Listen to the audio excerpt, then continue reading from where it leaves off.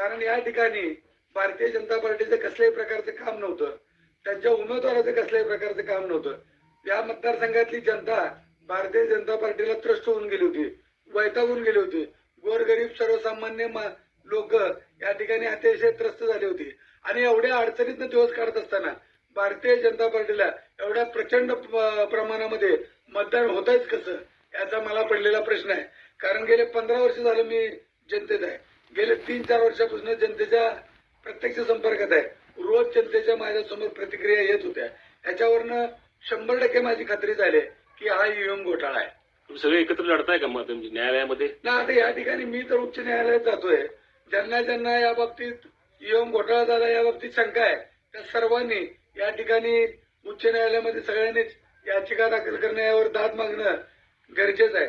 मी तर उद्याच्या उद्या या ठिकाणी उच्च न्यायालयामध्ये ही याचिका दाखल करणार.